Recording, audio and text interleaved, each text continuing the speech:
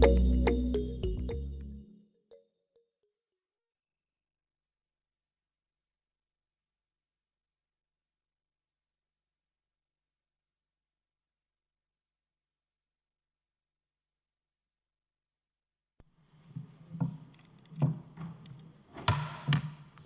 Honorable Senate is called to order on this, the 7th day of May, 2021.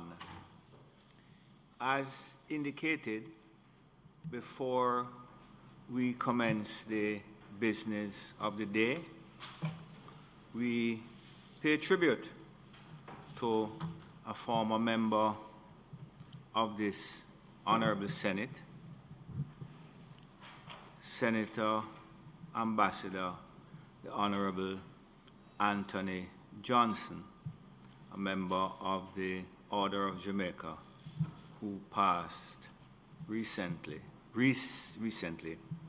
It is my intention to say a few words and then to open this meeting for contribution of members in relation to tributes to former Senator Johnson. We welcome with us today Mrs. Pamela Johnson, of course, the wife of Tony, Miss Olivia Wilmot, his daughter, and Miss Charmaine Parry, who is not here but who I'm sure is watching from the United States.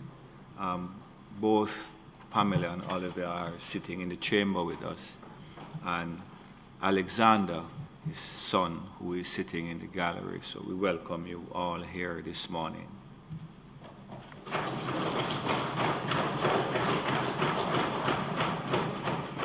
Colleagues, it is with deep sadness that we pay tribute to a former member of the Senate, Ambassador the Honorable Anthony Johnson, Order of Jamaica. It is especially sad as Ambassador Johnson was the father of our colleague, Senator the Honorable Kamina Johnson-Smith, Minister of Foreign Affairs and Foreign Trade, and the leader of the government business in the Senate. Ambassador Johnson put paid to the adage, a jack of all trades and master of none. He excelled in the many interests that he pursued, and I would like to focus briefly on his parliamentary life. Ambassador Johnson was a parliamentarian for almost 3 decades. He began and ended his parliamentary life as a member of the Senate. In fact, 17 of the 27 years he spent at Parliament, he spent as a senator. He also served for two terms in the House of Representatives as a member of Parliament for the constituency of St. Catherine North East. During his tenure, he served as a Minister of State in the Ministry of Industry and Commerce, Minister of State in the Ministry of Agriculture, and the leader of opposition business in the Senate. And I think certainly for those of us who had or have memories of him as a senator, hold those memories extremely dear. I count myself fortunate of having served in the Senate with Ambassador Johnson. He took an interest in the welfare of others and was always warm and engaging. We shared an interest in history, and he was the repository of wide knowledge in a vast area of interest as it relates to Jamaican history and in particular the history of Kingston. His contributions to the Senate debates were legendary, his interventions timely and well-researched, and delivered with panache that was his signature. We'll miss Ambassador Johnson, and we extend condolences to his widow and other members of his immediate family, his wider family, and of course, his many, many political friends and associates. I take this opportunity before opening this tribute to read a statement on the passing of Ambassador, the Honorable Anthony Johnson, from the Chairman of the Electoral Commission, the Honorable Earl Jarrett. The Electoral Commission of Jamaica is saddened by the passing of a former member of the Electoral Advisory Committee. Ambassador the Honorable Anthony Johnson served as a nominated member of the EAC, now the Electoral Commission of Jamaica, from 1990 to 1996. During his years of service, he made a tangible and invaluable contribution to the reformation of the Jamaican electoral process. Ambassador Johnson, then a member of the Senate, served the EAC at a pivotal time in Jamaica's political and electoral history, when the committee made significant efforts to adjust the electoral system in response to violence and malpractice that marred our electoral process and the inefficiencies in administration in the electoral system.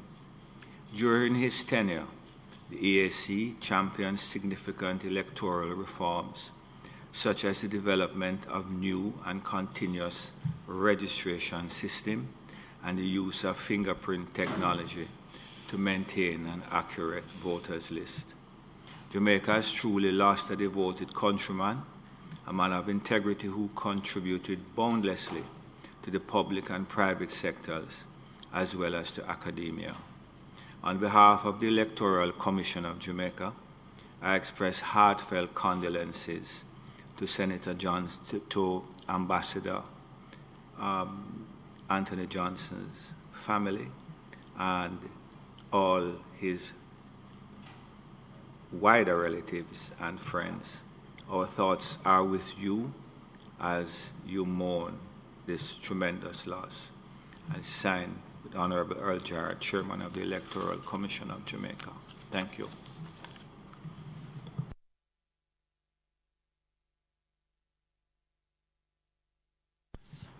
Senator Golden Campbell.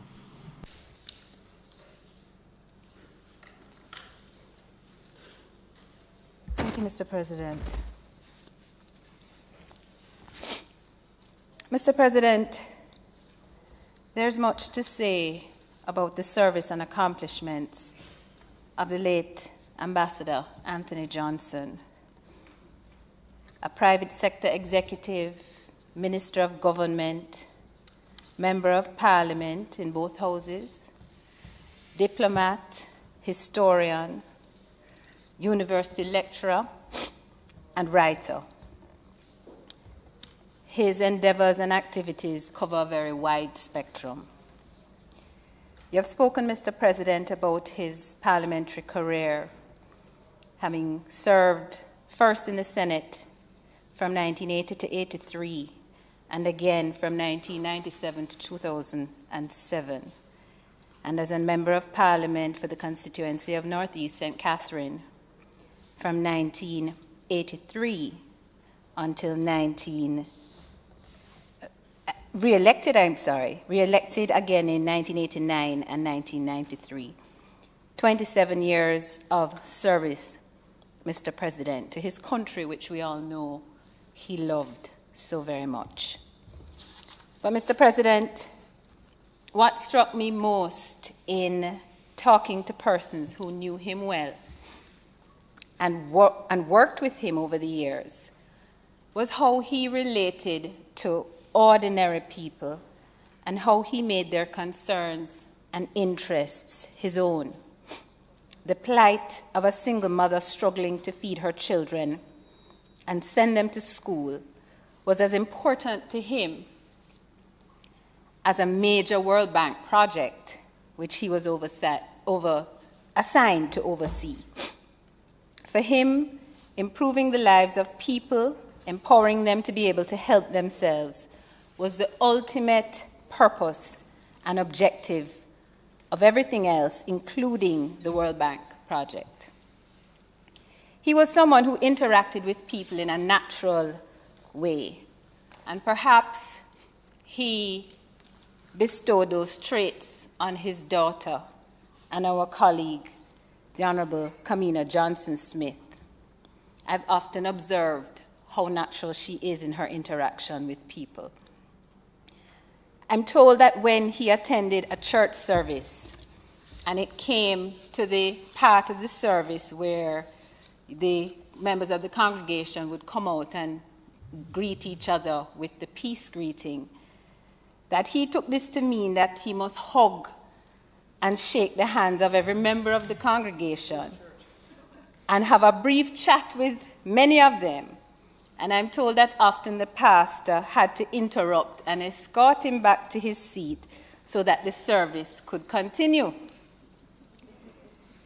Mr. President, the late Ambassador Anthony Johnson, Uncle Tony, as I had grown up calling him, was a man of outstanding character, whose integrity has never been and could never be questioned.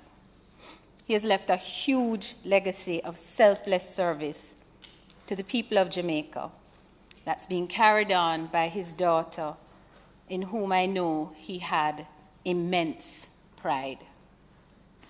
I will forever remember what I called the twinkled smile that he would give you whenever I ran into him in his post-retirement years.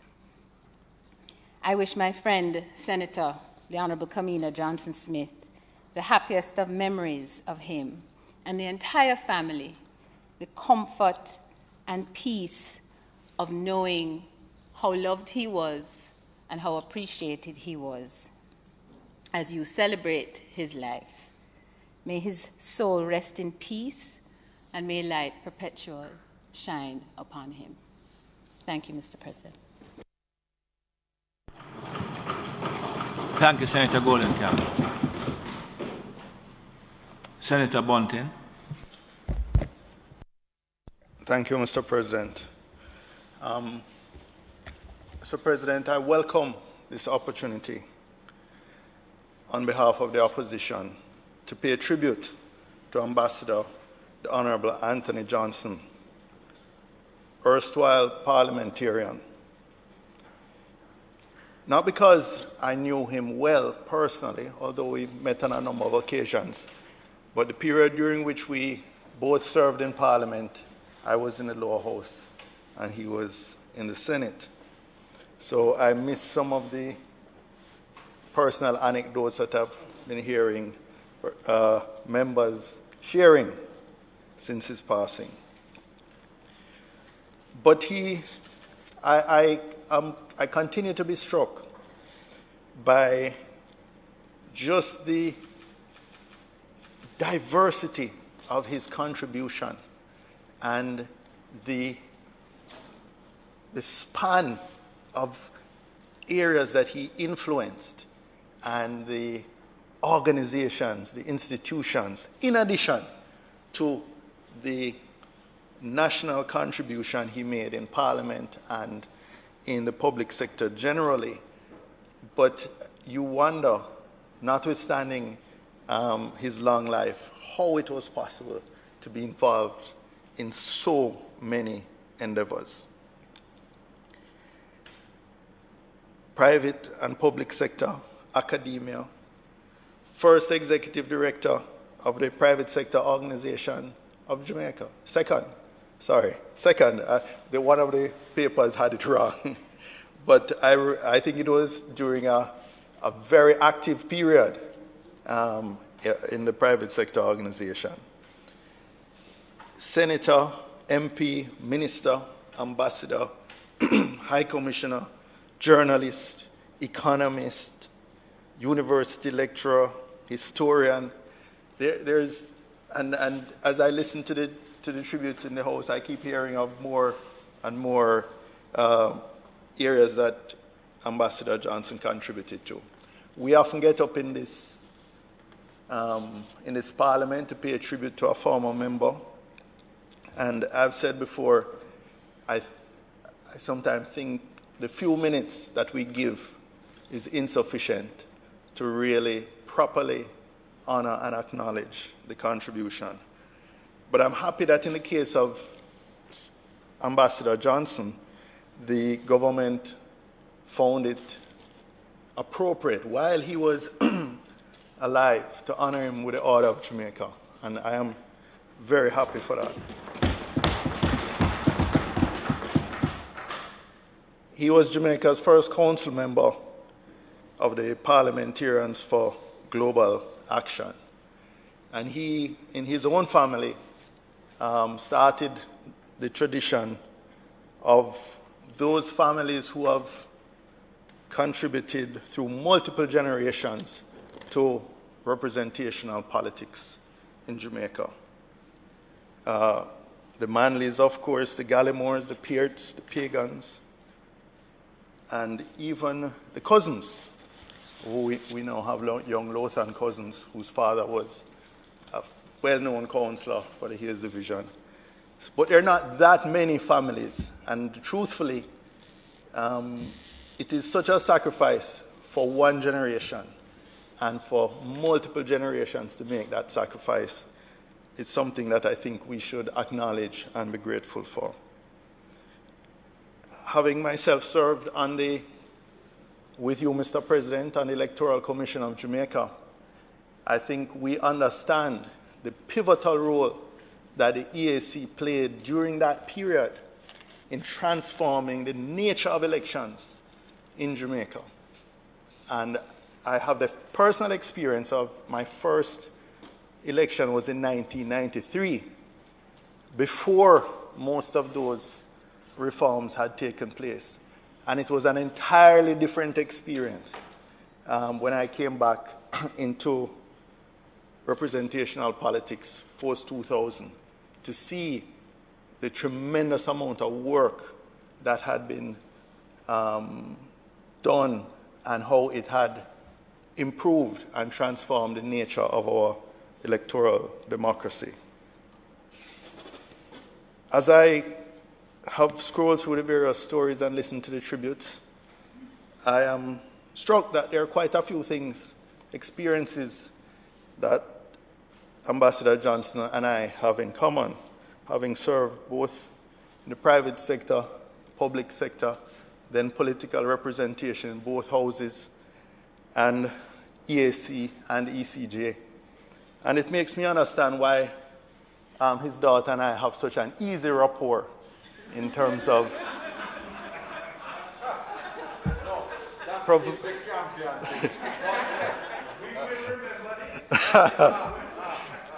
why we have such a comfortable rapport in guiding both sides of the aisle, respectively, in the Senate.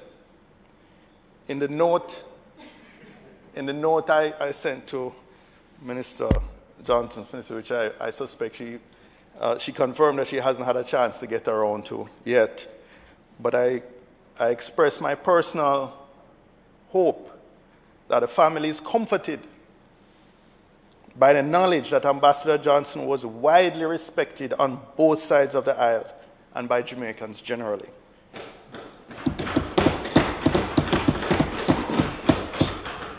Both for his national contribution and, quite frankly, for his affable personality.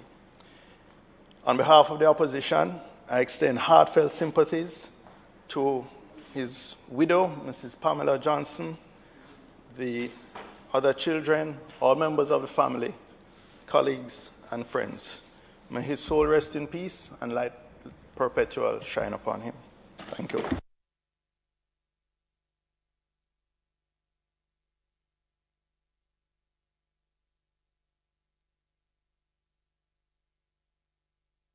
Thank you, Senator Bunting. Senator Rodriguez Campbell. Thank you, Mr. President.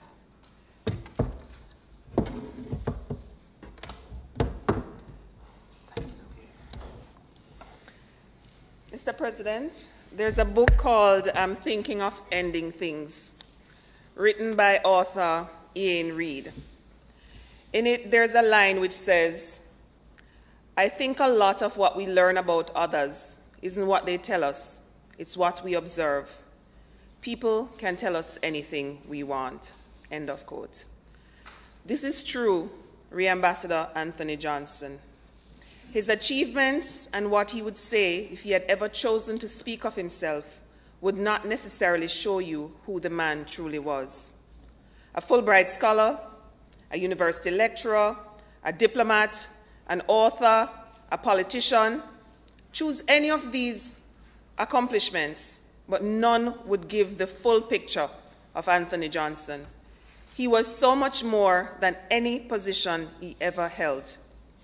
Mr. President, I first met Tony Johnson many years ago in Gainesville when I was a child. My grandfather, who was alive and loving all things political at the time, showed me a tall, lanky man who he said was the JLP big man for the constituency across the street. So my grandfather actually lived in Western St. Mary, and across the street on the border was Northeast St. Catherine, which was Tony Johnson's seat. To be honest, at the time it meant nothing to me, and I truly did not care who this man was. In my mind, he was just another politician. Mr. President, fast forward years later when I entered university and got involved in politics, our paths crossed again. This time I paid attention. Ambassador Johnson was more than a politician. I remember thinking, no, sir, the man is bright.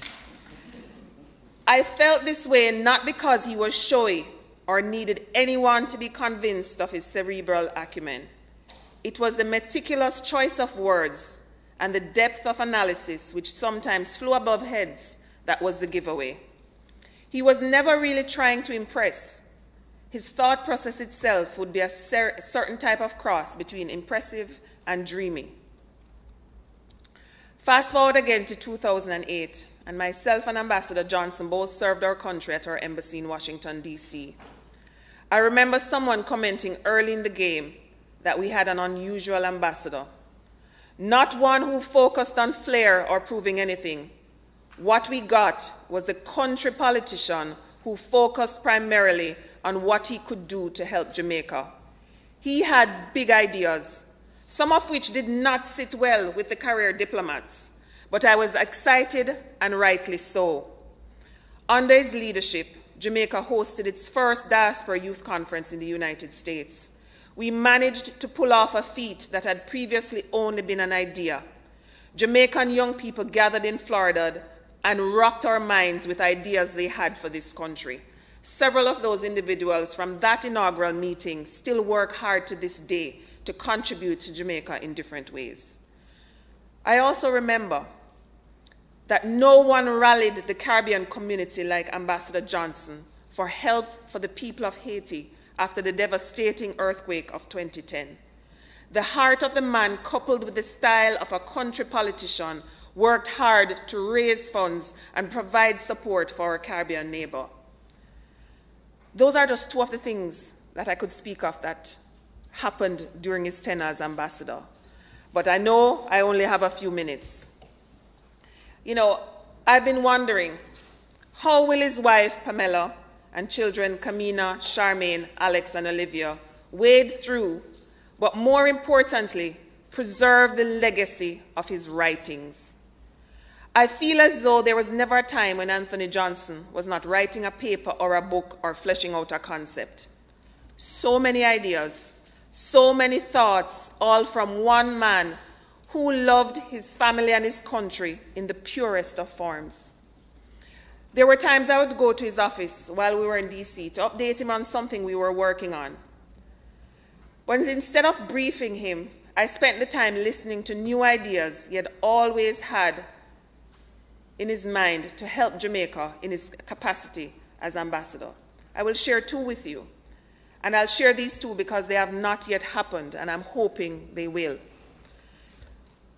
Ambassador Johnson was convinced, while eating a patty one day in his office, that Jamaicans should open patty shops in every airport and not let just the Italians have Italian restaurants on every corner. And he was convinced this is something that Brand Jamaica could do. Secondly, he believed that the beauty of Jamaica and the awesomeness of our people and the skills of our medical doctors meant that Jamaica could easily be a place for telemedicine. And in this time of COVID, the opportunity is here with us now more than ever before. This was another dream that Ambassador Johnson had, and it absolutely made sense, and it makes even more sense now. Funnily enough, he thought that Linstead, I never found out why Linstead, but he thought Linstead was a perfect location, a perfect hub for this kind of a thing. I could go on and on about a man who was actually larger than life, but never acted as such. This man who filled a room with his laughter and his genuine heart, a man who cared and used his brain to do what he thought possible for his country, a man who lived several lives between 1938 and 2021. Ambassador Anthony Johnson was never one thing. He was a whole heap of things. Today, I take this opportunity, Mr. President, to say thank you to his family for sharing him with Jamaica. I'm not sure you really had a choice, but I still say thank you. And thank you to the man himself who taught me to make the best homemade rum punch ever. His rum punch became famous in the diplomatic circles of Washington, D.C. Walk good, Ambassador. Say howdy to the others for me, and make sure you keep laughing and being a true statesman and country-style politician. Thank you.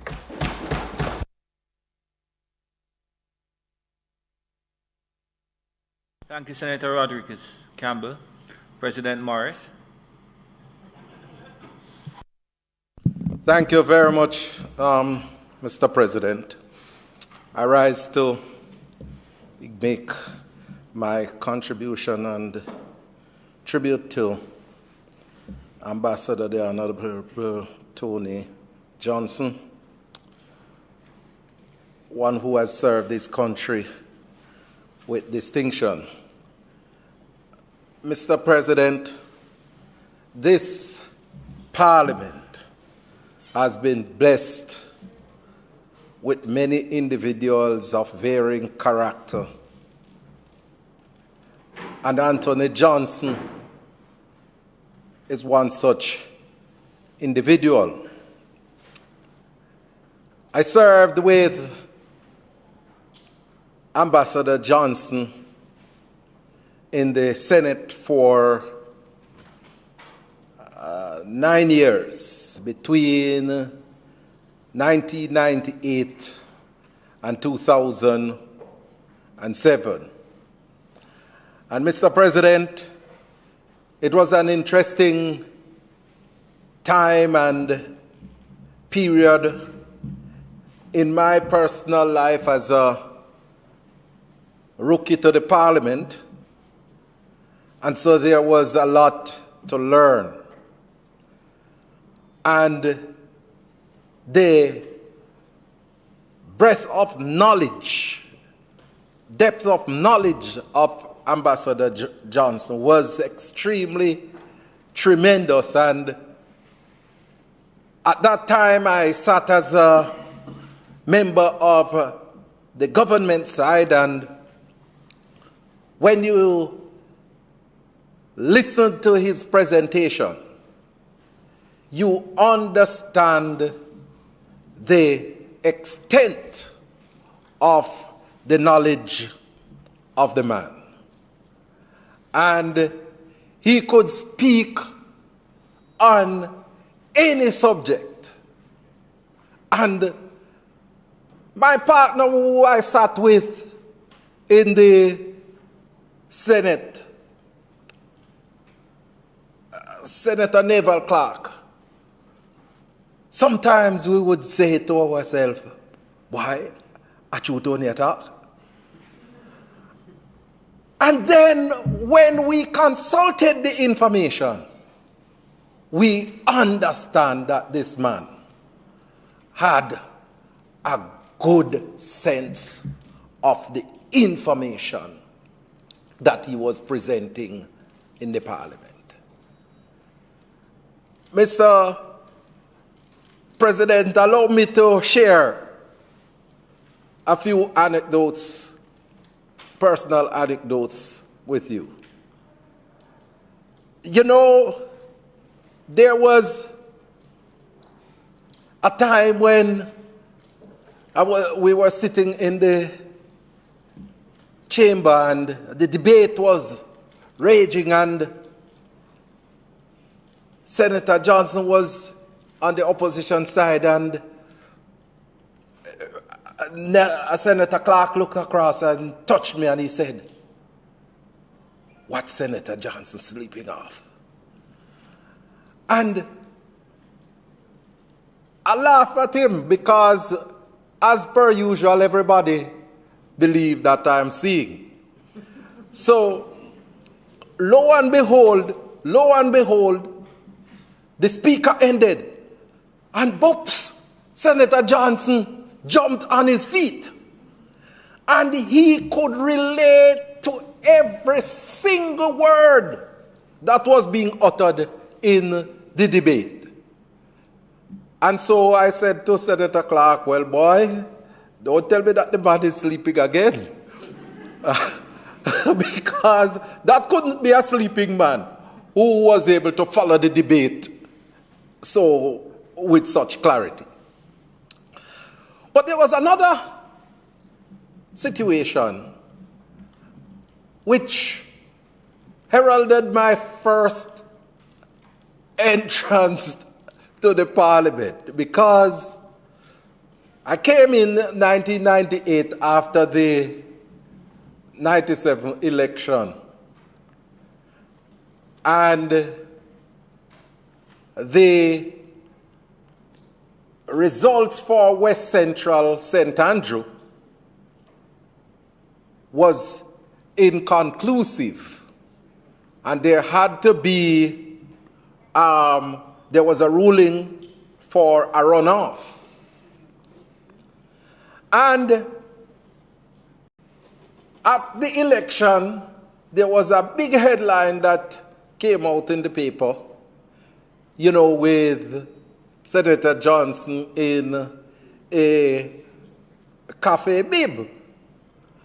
And I came to the parliament very animated that I'm going to go after Senator Johnson. And I did came to the parliament and made a presentation and called for his resignation.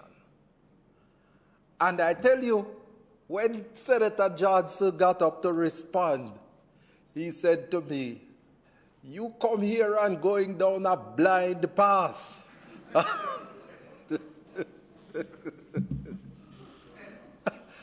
And I tell you, I took it in the spirit of the debate.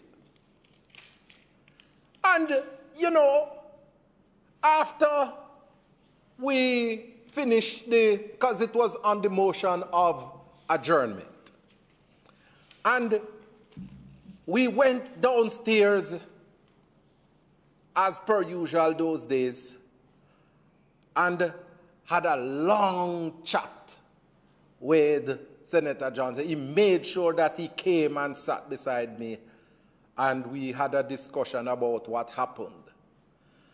And from then, it started a relationship.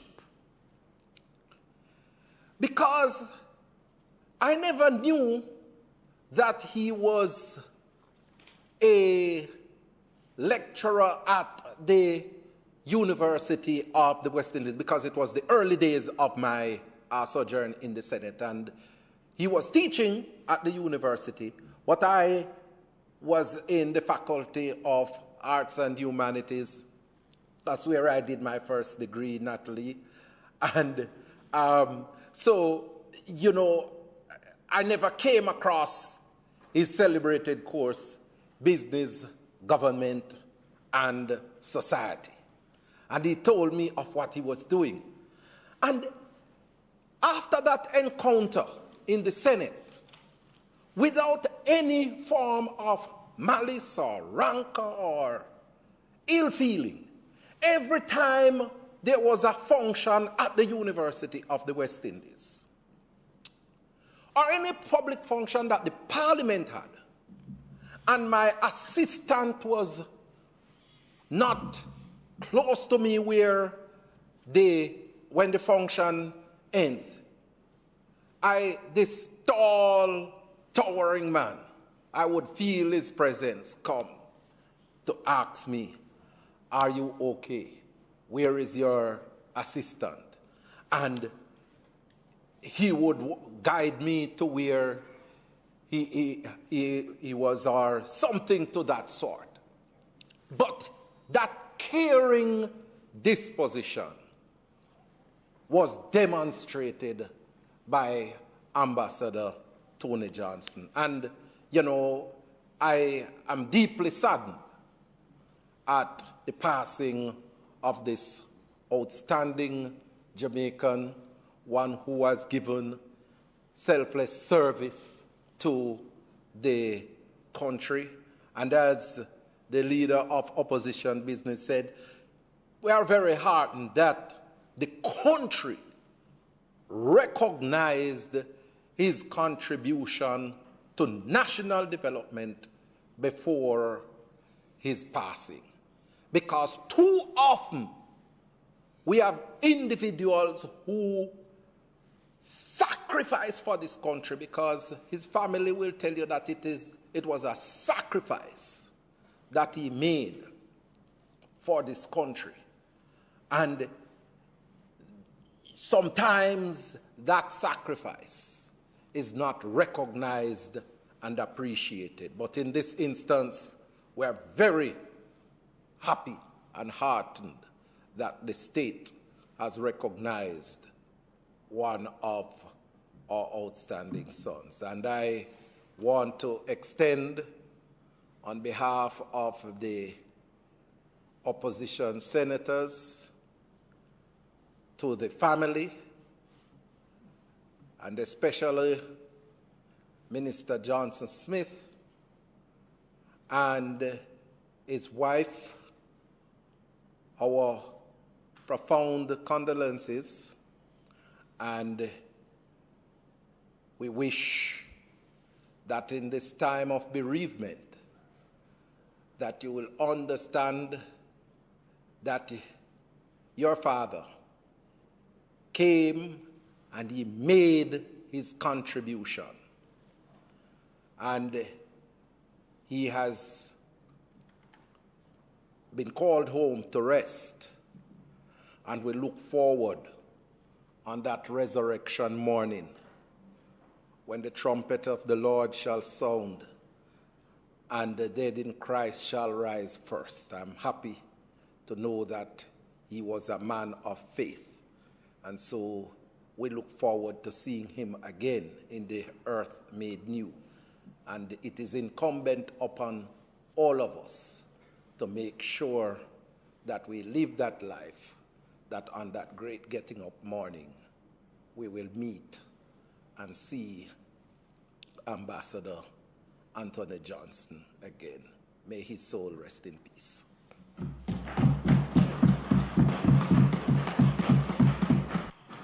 Thank you, Senator Morris. Senator Cavan-Gill. Thank you, Mr. President. Mr. President,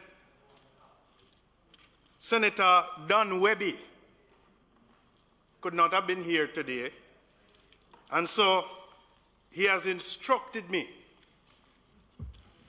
to record his tribute to today's proceedings.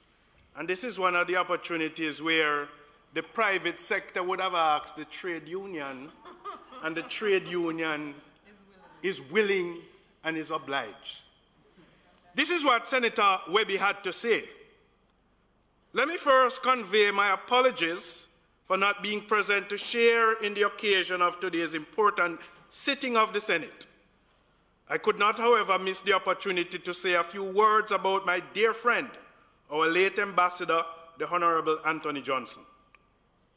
It is my distinct honor and a privilege to pay tribute to Ambassador Johnson, who during his exceptional life of service left his mark on so many critical aspects of Jamaica's post-independence history.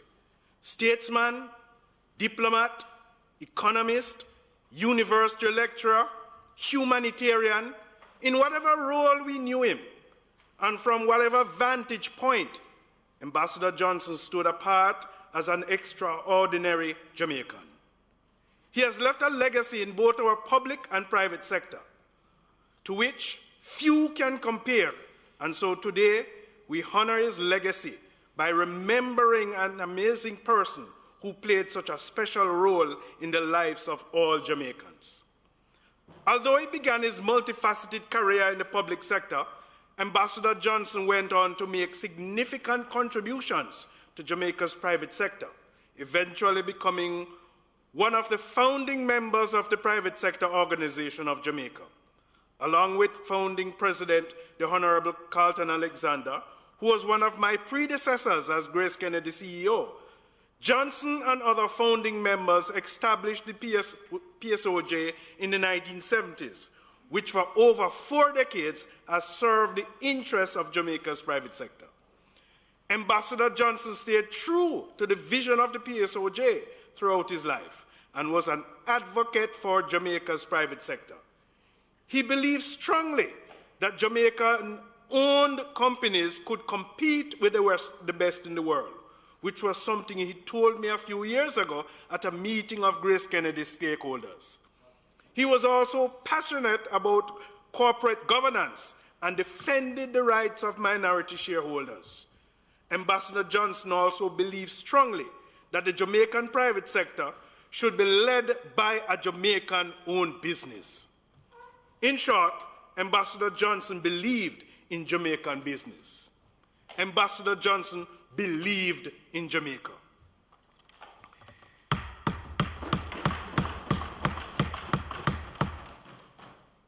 He also had a great love for his alma mater, Kingston College. And everyone who knows me knows that I'm a proud graduate of St. George's College. Once we discovered this about each other, Anthony and I would go on to have many discussions about who was on the right or the wrong side of North Street. He would also win when it came to the point about who did better in champs. But I would always win the rebuttal by asking him, who was the founder of KC? A Georgian. Like many other private sector leaders, Johnson's love for Jamaica eventually brought him into national service, where he served as a senator and as a member of parliament. Throughout his tenure as a senator and member of parliament, Johnson also lectured in the Department of Management Studies at the University of the West Indies, Mona campus, shaping the minds of Jamaica's future business leaders. Notwithstanding his retirement from public service, in 2008, Johnson continued serving our country's interests overseas as Jamaica's ambassador to the United States and permanent representative to the Organization of American States. He also served as Jamaican High Commission to the United Kingdom of Great Britain and Northern Ireland, and as a non-resident ambassador to the Republic of Finland, the kingdoms of Sweden, Norway, and Denmark and Ireland between 2010 and 2012.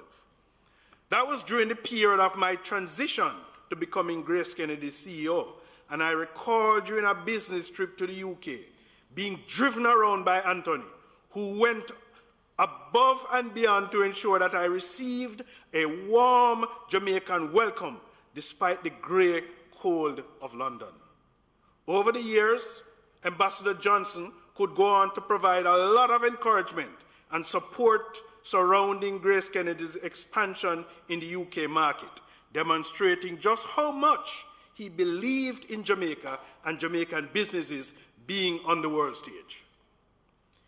And these are just the highlights of Ambassador Johnson's life. Well-lived, a life that demonstrated commitment, service, and compassion. Albert Einstein once said, quote, "The value of a man should be seen in what he gives and not what he is able to receive. End of quote. And I know that we can all attest that Ambassador Johnson was indeed a man who gave so much to Jamaica and to everything he was a part of. Cherished colleague, scholar, and a friend, Anthony will be missed by many, but never will he be forgotten for those who were fortunate enough to have known him. My sincerest condolences to his wife Pamela, his daughter, our fellow Senator and Minister of Foreign Affairs and Foreign Trade, the Honorable Kamina Johnson-Smith, his other children, Charmian, Alex, Olivia, and all his loved ones. Ambassador Johnson was a selfless patriot who dedicated his life, work to our country. Let us all continue to pay tribute to his memory as we offer our service to Jamaica, land we love. Those were the words of Senator Don Webby in paying tribute to Ambassador Johnson.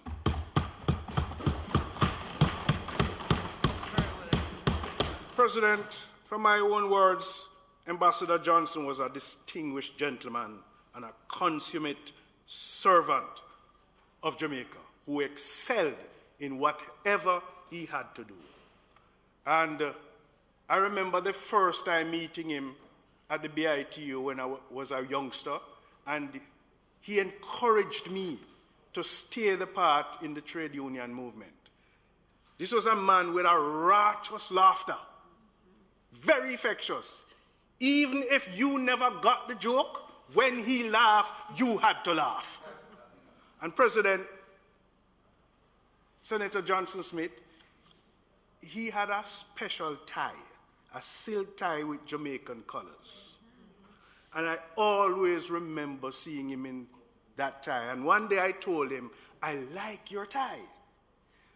Another day I saw him and I said to him, why, you wear my favorite tie? And he said to me, when it gives birth, I am going to give you one. I will say to you today, frame that favorite tie in his memory. May his soul rest in peace and light continue to perpetually shine on him. Thank you.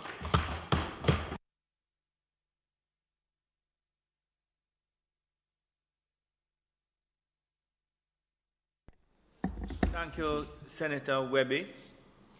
I know that you are watching. He's in quarantine, by the way, Leader. Thank you, Senator Gale, for the excellent delivery of Senator Webby's tribute. And your own as well. Senator Crawford. Thank you, Sir President. I stand in the more substantive role, not as senator, but as a past student of the great Kingston College. And I hope to offer our condolences as all members of Kingston College are now feeling sad but still grateful for the contribution of Sir Johnson and the Johnsons to Kingston College. I tell a story of the first time I ran an election in 2011, and a poll came out about 8 days to say I'm 11 points behind. And 8 days after putting in my best effort, a poll came out that I'm 13 points behind. I lay down in my bed and I said, boy, it don't make no sense. I'm not going anywhere because it looked like I'm going backwards. And I stayed in my bed for about 4 hours until I reminded myself, the brave may fall but never yield. And I get up again and start walking, and I always wondered to myself, what other schools would have said to themselves if they were in such a position? And what great contribution others before me had made, so that even without having achieved myself, I thought that it was automatic that KC meant something because others proved it before me. And when we were in school and people said that we were a cult, but when we were in school, we heard stories over stories over stories about who did what in what year. And we saw examples over examples about who was representing our country and our society in a way that we felt that we could be like them. It is indeed unfortunate that some of our non-traditional schools don't have that history and don't have that example. But I'm forever grateful that my path in society, my role in society, how I'm looked at by simply saying I'm a KC man, has been created by KC men such as Mr. Johnson. He embodied what we hope Jamaicans believe we are as a school, as a contribution, and as a unit. He was confident at all times. He was stern in his opinion, and he was able to draw defeat from the jaws, a victory from the jaws of defeat. I'm hoping we'll be able to dedicate a victory in these champs to Mr. Johnson, Senator Johnson. And I will definitely seek to personally encourage the boys to make one last effort in his stead and his respect. As I said, on behalf of the great Kingston College, to my colleague, we are mourning with you, but we are thankful to you for the sacrifices that you and your family has made to offer us a man like Mr. Johnson, who wrote one of the books that we had to read, The History of Kingston College. I don't think Georges have such a book. Senator Webby, who's watching. And George is on the right side of North Street if you're going to the morgue. If you're going to the morgue. Casey's on the right side of North Street if you're going into the future. So I thank Senator Johnson for his contribution. And as a KC man, I stand strong in his support and in his debt. Thank you, Mr. President. Thank you, Senator Crawford. Senator Williams. Good morning, Mr. President, colleagues. I too rise to express condolence to the family, wife, Pamela, children, Camina, Olivia, Alexander, and Charmaine, and also to express gratitude on behalf of the city of Kingston for the contribution Senator Johnson has made in the life of the city, and how his contribution has helped to guide us as a city. Indeed, it's hard not to see him as a local government practitioner. We have never really thought of him in the realm of local government. His contribution has always been seen as more the national government, on the national government side. But when you look at his writings, it's primarily about local government issues. And I started to go through his writings earlier this week also, a little more, because when I became mayor, I was handed a copy of his book. The first day I was sworn in, the City of Kingston, Souvenir, 1802, 2000 to 2006. Seems like just a book about photos and so forth, if you look on the out, but really, when you begin to read, it's really classic writing. And so I started going through it this week, just picked it up and started reading through, and I was like blown away. It's really very intellectual, and it deals with all the issues concerning cities and the challenges they face across the globe. I know this because I make it my duty to follow all the issues relating to city management across the globe, on all continents. And so just going back through this earlier this week, I realized how in touch he was with what was happening across the globe, and in terms of just visioning where to go as a city, and in providing solutions, which you also see in this book. And to see that many of the solutions in the book that I did not see before, that there are so much converging with our thinking today. It's really amazing. And I'm now seeing him in a different light. And let me clarify that. I was always like the person that is behind the scenes in the politics. I've never been interested in getting too much active in the politics, but always very helpful. So I was always behind the scenes. So I've never interacted with what I grew up knowing as giants in the national life. I grew up in West Central St. Andrew, a very politically active community. So we were always aware of who the politicians are. And there are some giants in the politics. And I'd just like to say to the family that among the giants, he was one of the giants in the politics. And there were like Edward Seaga and others. And he was among those. So I grew up in awe of him. But didn't really meet him. And never really interacted with him. And just to show how laid back I was in terms of the politics, but always in awe of him. I remember the first time I saw him, when I went to Belmont Road, which was always very infrequent.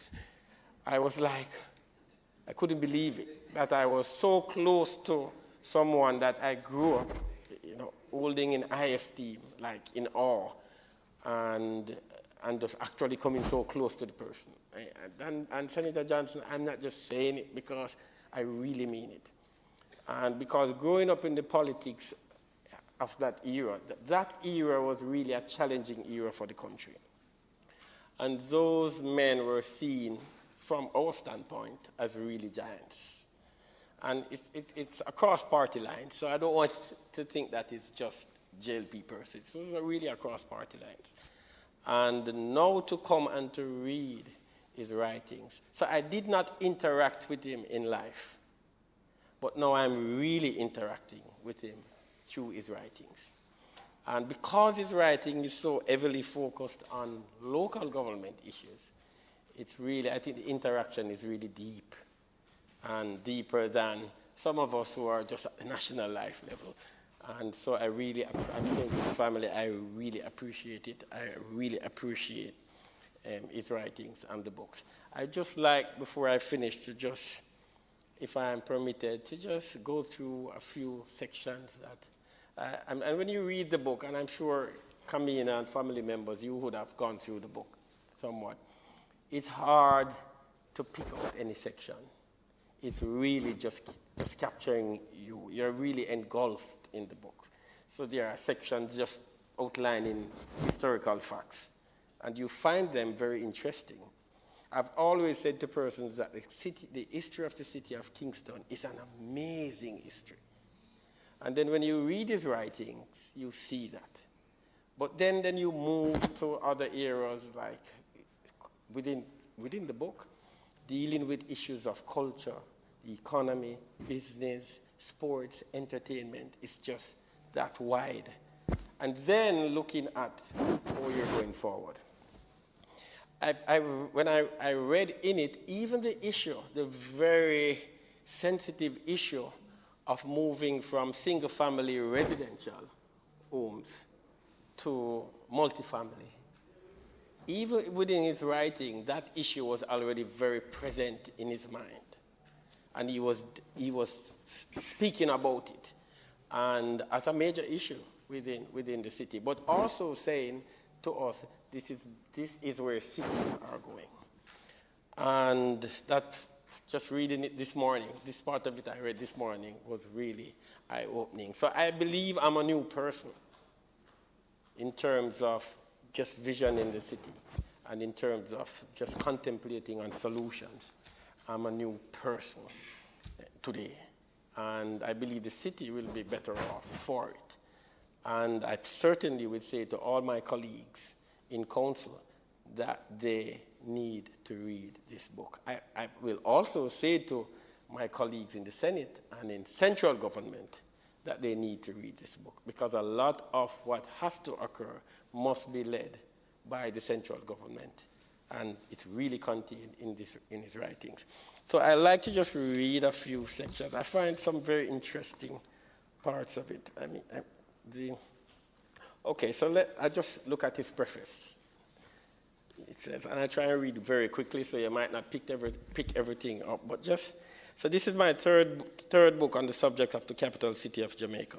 The first, Kingston, Portrait of a City, was published in 1993 and concentrated on the history of a town, which was founded in 1693, and had evolved from being a colonial outpost to the capital of a modern state. The second, in 2002, City of Kingston, Souvenir, concentrated on the pace of modern life in the metropolis and celebrated the bicentennial of the Royal Charter granted in 1802, which created the city. Finally, the book examines critical policy options for the growth of Kingston. Starting with the views of the 50th mayor, it presents an analysis by consultants in 1966 who had planned for a modern cruise shipping and international shopping and financial center. So that's one section, and I just read that because cruise shipping is a major feature in terms of our direction as a city. I'd just like to read a few other sections. Let me just quickly turn to page 85.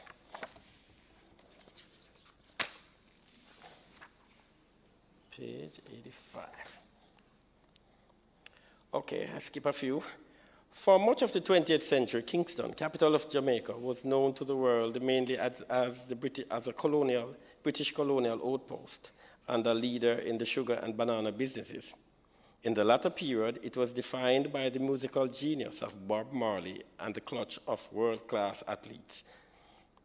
But in the 21st century, Kingston has a bold new image, the center of the new Jamaican culture, with its brash, bold, intoxicating forms of music, dance, fashion, and film.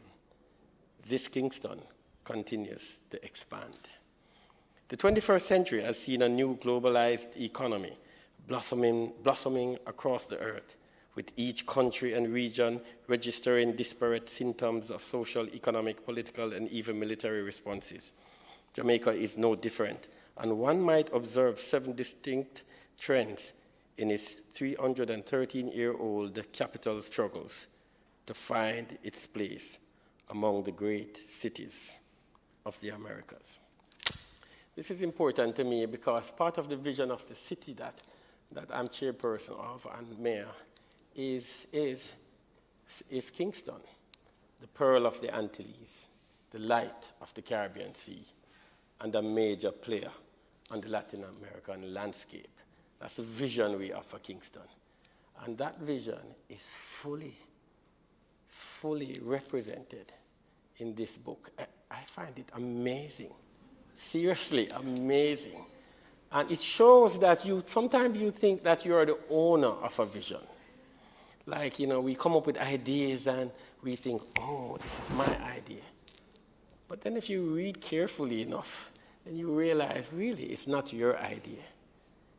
And it belongs to someone else, which means that it doesn't matter whose idea it is.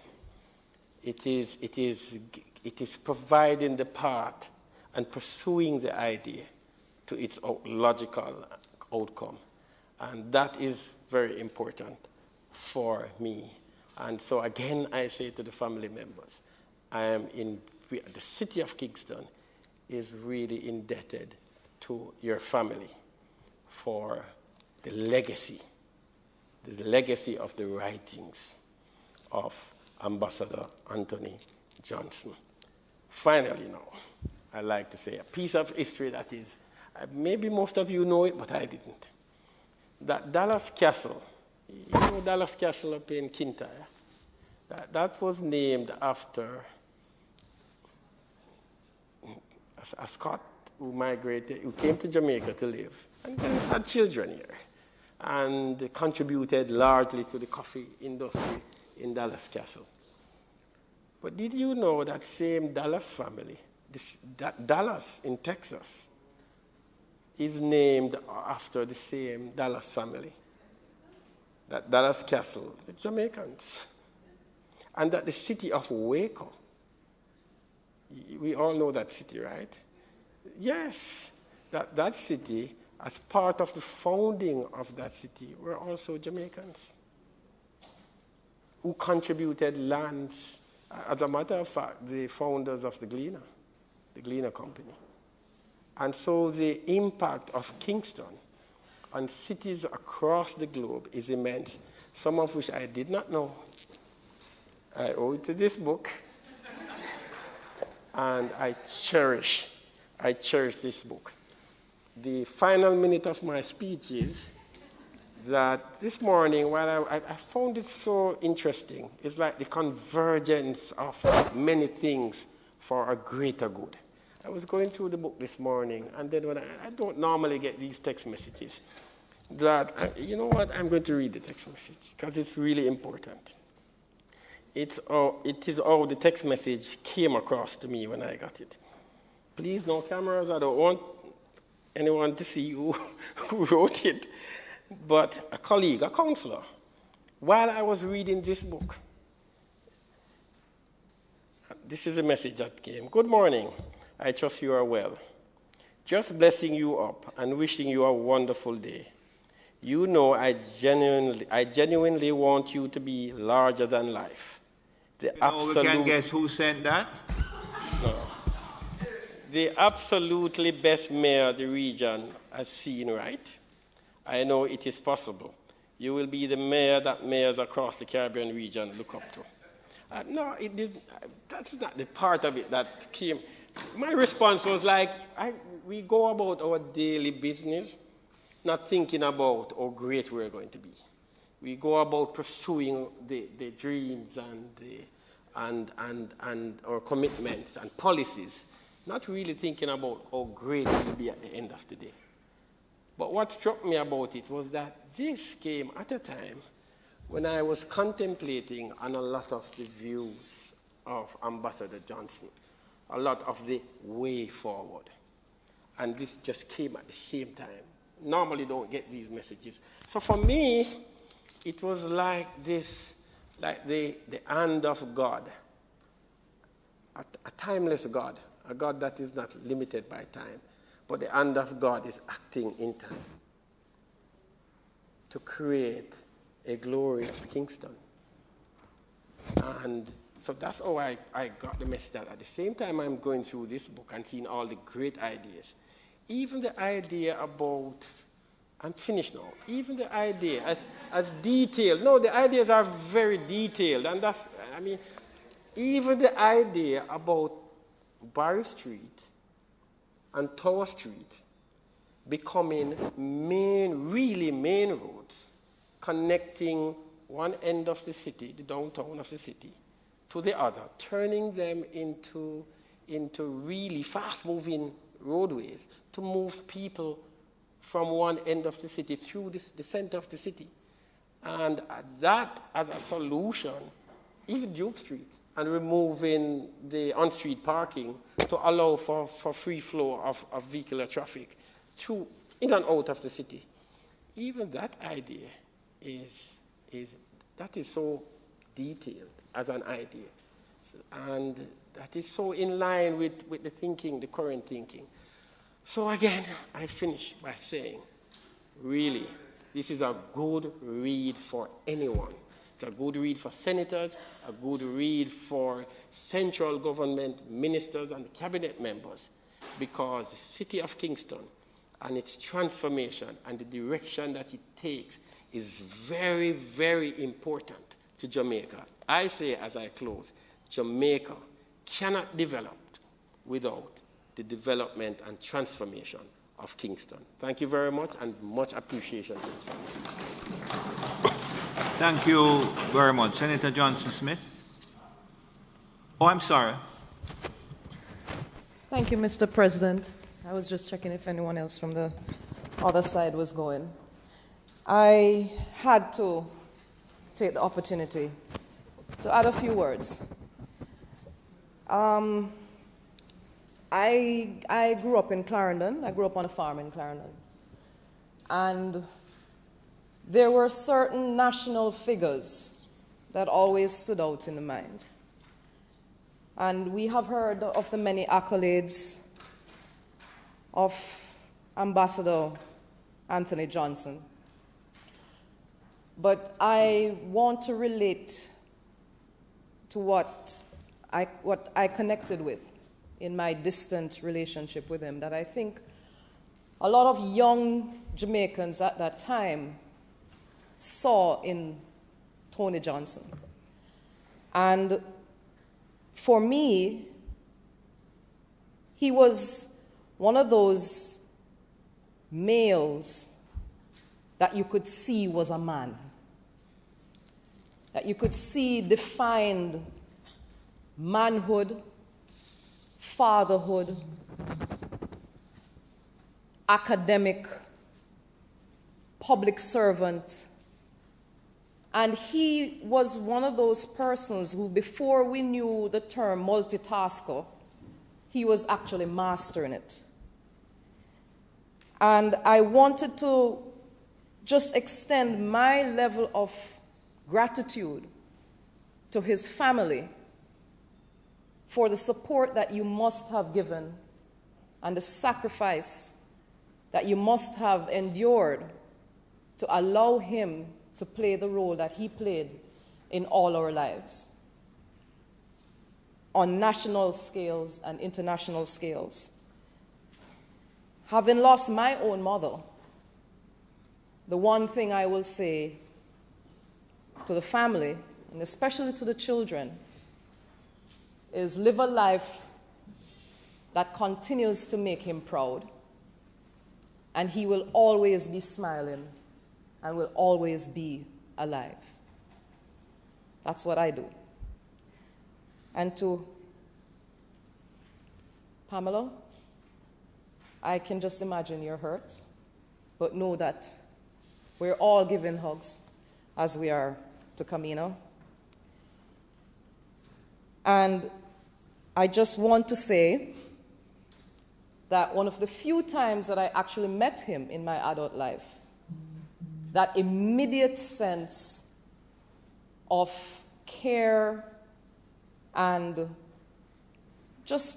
he just commanded that level of respect and oozed fatherness that he immediately embraced me. And it was actually where he gave me one of those books and he signed it. And I immediately treasured that because I knew what that was. And it is on my shelf as one of my most precious collections. And I just want to say that at this time in Jamaica, within our society, when we are sometimes challenged to find mentors and persons who live lives, especially as a man, we can reflect on Tony Johnson and who he was. And it is something that we should all embrace. And for the family, again, my sincere condolences. May his soul rest in peace. Thank you. Thank you very much. Senator Scott Motley. Mr. President, I could not let this occasion pass without extending my condolences to my colleague, Senator Kamina Johnson-Smith, on the loss of her father. I am aware of how close they were. It's difficult to say were. Mrs. Johnson, my sincere condolences. I know we are here talking about a great man and his stature nationally and internationally. But for you, you've lost a husband. And I know how painful that must be. Olivia, I extend my condolences to you and to Alex. as I listened to everybody speak about him, a thought came to me, and I think that is what I want to share with you. It's one of actually my favorite quotes, and it's from George Bernard Shaw. And he says, "I want to be thoroughly used up when I die.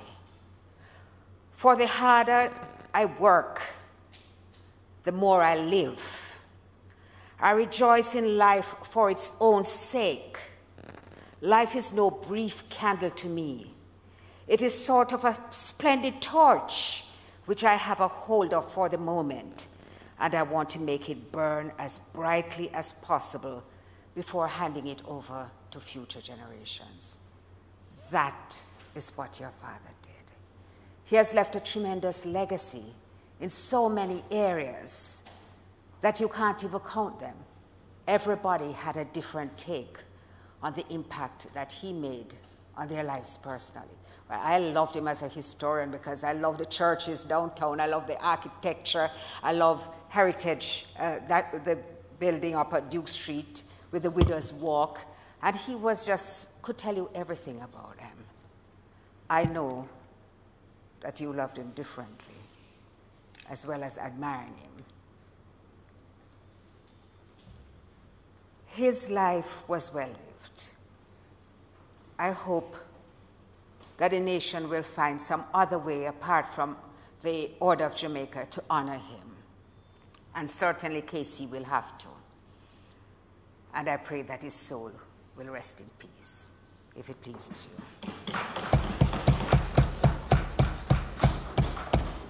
Thank you, Senator Scott McLean. Minister Johnson Smith is called upon to respond on behalf of the family. Thank you, Mr. President. On behalf of our family, and of course, my mother, my brother and sister here today, Charmaine, who is watching online from overseas, and I'm sure she's WhatsApping, and others as well, I really want to say a very deep thank you, a sincere thanks to the tributes that have been shared today. And just how much we appreciate hearing the stories. Mayor, your appreciation of his writing couldn't be more real, more authentic, and more reflective of exactly what Daddy would have wanted someone to experience when they read that book. And it really is fascinating. So every time you said it, I felt it because it really is. There's so much to learn. And Daddy was one of those people who felt, you know, that saying that the day learning stops is the day ignorance begins.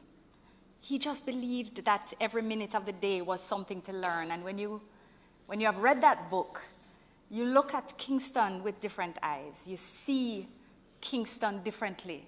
Buildings you walk past and would never give a second thought to. Daddy not only saw the beauty, he researched the history and reflected the meaning and put it in writing so that generations to come could be reminded and would keep the legacy and understand the pride that we should have in our city. And that's how he felt about Jamaica too. That's how he felt about it. And as you talk about him being a country politician, and that started, you know, certainly his love of Jamaica. From when he was a journalist in rural Jamaica, and he did the rural report, which preceded, I suspect, all of us in here. And in fact, when Mommy and we've been going through his papers, and which is quite an experience. And we wondered how he kept all of this stuff, you know. But there is this little flyer that describes the rural report. It speaks of JBC's rural reporter, Tony Johnson, has been an agricultural journalist for some time. He loves the country and always reporting on rural Jamaica. He's an amateur photographer, and every weekend when he returns to the newsroom, he brings back pictures, possibly to convince the chief editor that he really went out of town and did not just dream up Rural Report. Listeners who have heard Rural Report know that Tony does not dream it up. Rural is factual and features the voices of influential people and history. Sorry, my eyes. Yes, to every field and leaders of every field of rural life. For the first time in the history of radio, news from the outlying parts of the island is being given the dignity and prominence that it deserves. And it goes on further, but this was Daddy. Daddy believed in the simplicity of Jamaica being elevated to the highest. He believed everyone was important and brought value and had potential. And he always said that there's no way he couldn't love Jamaica and give to Jamaica every day because Jamaica had given him everything. And when he said that, he never meant it materially. He meant it in terms of the torch. He meant it in terms of having been born in humble beginnings with the kind of dislocated childhood that many Jamaican children know. Live here and then you live there. And he found his grounding at Kingston College and in belief in being a KC man. And I appreciate the purple today, sir, yes. I appreciate even, there are permanent secretaries that exist today that were taught by him, and persons in the public service. In fact, there is no country in this world I have been to that I have not met someone who either worked with him, attended a speech given by him, was taught by him. He attended a function that they never thought he would come to, that they learned something from him, read his book or received it as a gift. I've not been to a country where I've not met someone who had a story to tell me about Daddy. And that really does give a sense of pride in the man that he was. And when you ask how he was able to do it, it was only at my wedding, and Mommy, we were remembering this the other day, that he said that there is no way that he could have done what he has accomplished in his life without Mommy.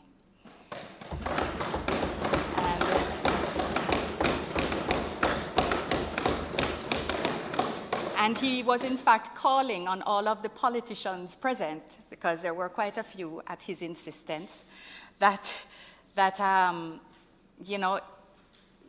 they must recognize their wives and the role that is played by a political wife in supporting the work that is done, the contribution to Jamaica. Everything else in the speech was about national development. I do not know if he mentioned me and my husband. And it is one of my regrets at not having filmed it, was that all I can remember, he was speaking about the development of Port Royal and how important it was, and the fact that the decisions that needed to be taken. Literally, this is what I remember from Daddy's welcome to my wedding, to Jason and my wedding. And we did have it at a historical site. We held it in Port Royal because we both love history too, and also, of course, we all love history, and Daddy, made us all appreciate it. There's a story about everything. And in fact, my brother had said the other day, and I think he put it in a post, that he's quite sure that Daddy is in heaven now sharing with the angels a little bit of the history of heaven that they might not have come across.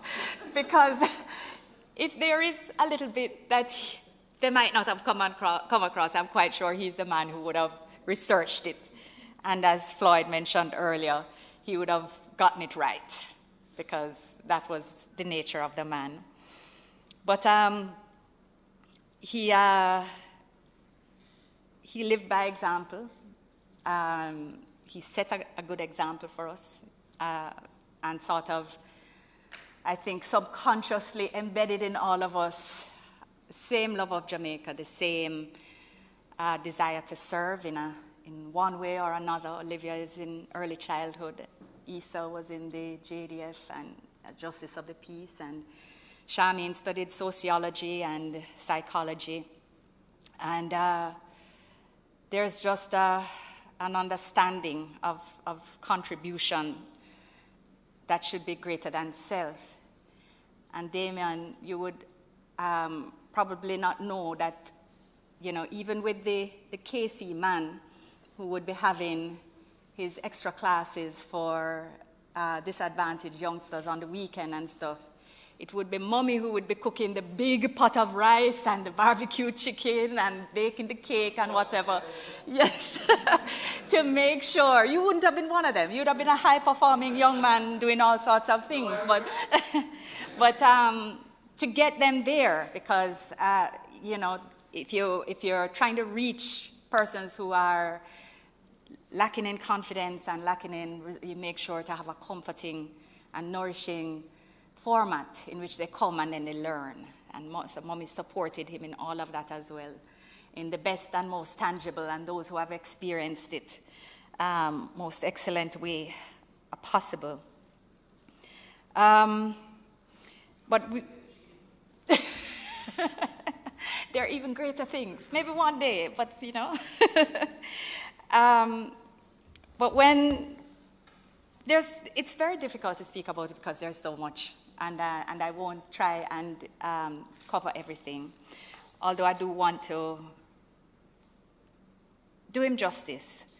In 2014, the children gave Daddy a book, and it's entitled Anthony Smith Road Johnson, a Great Jamaican. And what we did was we went to the Gleaner and asked them to just pull articles from 1980 going forward. And it's titled Casey Oldboy, editor, Fulbright scholar, economist, manager, PSOJ executive director, senator, member of parliament, minister of state, EOJ commissioner, although we don't know that's EAC commissioner, radio talk show host, UE lecturer, historian, author, ambassador, high commissioner, husband, father.